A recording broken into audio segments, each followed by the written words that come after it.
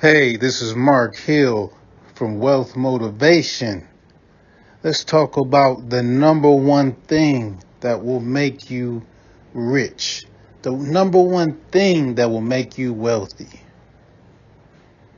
Now, a lot of people think, oh, you have to be born into a rich family or born super smart or have all these magnificent skills or no matter where you're born in a rich country, you're born in a poor country. Environment does have an effect, but the number one thing that will affect whether you become rich and how much wealth you build is your mindset. Do you have a wealthy mindset?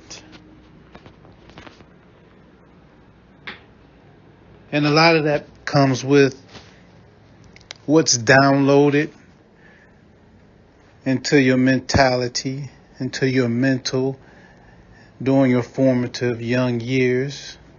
Have you been downloaded or are you being downloaded with a scarcity mindset, negativity towards the rich and the wealthy? It's all about how you think, because what you see on the outside comes from within. The results from without always come and have their origin from within your mind. Before anybody attains any inkling of wealth, first they have to believe that it's possible. They have to understand that it's possible. And you have to know that it's your birthright to become wealthy. You have to understand that no obstacle can hold you back as long as you're persistent and patient. The old saying, you fall 7 times and you get up 8. That 8th time could be your big breakthrough towards becoming wealthy. But most people quit when they fall the 2nd or 3rd time. 3 strikes and you're out. No. 3 strikes and you keep going and going. This is not baseball. This is life. You keep going until you win.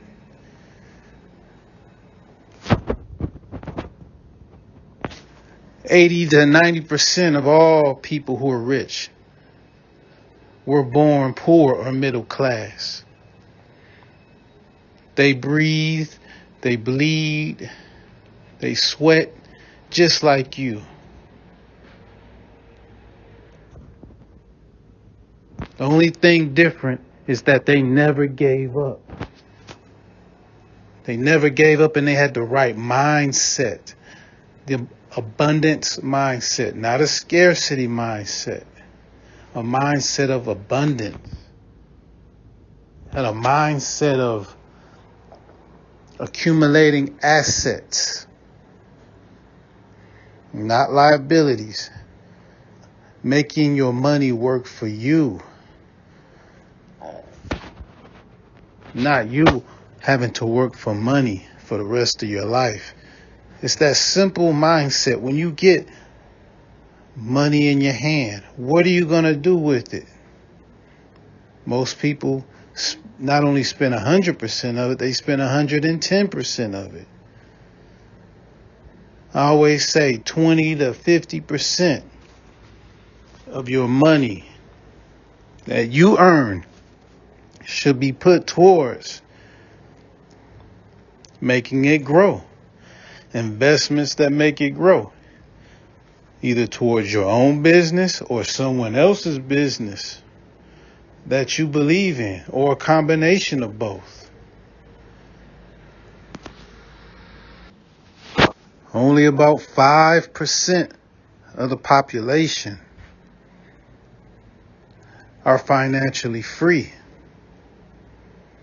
can live off of their own resources without having to go to work, and live a life stress-free of financial annoyances. Only about 5%. What did they do different? How do they think different? First of all, because before you do, you have to think. Action comes after the thinking. You have to think the right way in order to take the right action.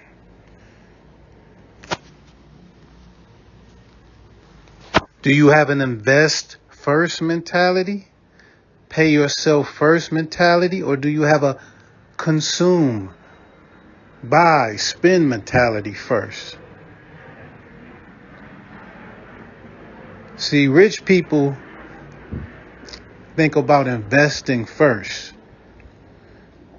Then they may spend what's left over. People with a middle class or poor mentality, they think buy first, consume first, shop first, then maybe I'll save. Maybe I'll save what's left over, if I save it all. So you have to think differently than 95% of the world in pretty much all aspects of life, but especially when it comes to money. You have to think different. You cannot conform to society's train of thought if you want to be different, if you want to be financially free. You have to go down the financial yellow brick road that's very narrow. The narrow gate, like the Bible talks about. The way to prosperity is through the narrow path that's least traveled. Don't go down that wide path that everybody else is going down. Don't think like everybody else. Don't do like everybody else. You know, when it comes to investing, usually if you do the opposite of what the masses are telling you to do, you'll usually always be on the winning side of that investment. When the housing market crashed in 2008, the masses were selling their homes, walking away from their homes, giving up on home ownership. But the rich, the top 5%, the top 3%, they were thinking, oh, it's time to buy a home. When everyone else was scared to buy a home, that's when it was time to buy a home. When everybody was scared to own, when everybody is scared to own stocks, when the stock market crashes, goes down 15, 20%, 10%, everyone is selling. 90% are selling, but the top 5 financially literate people, financially astute people, when the stock market goes down, they think about buying. Buy, invest. It's never a bad time to invest, but the best time to invest is always when the masses are fearful. Whether it's real estate, stocks, Bitcoin, cryptocurrency, etc. Gold. When everyone else is fearful and the price is low, do the opposite. And that's when the most money is made. It's all about how you think. You know, it's said that money is never lost or made. Money is just energy that's transferred to the people who think with a scarcity mindset, to the people who think with an abundant mindset. Money, wealth is just energy that's transferred to the people who have the right train of thought.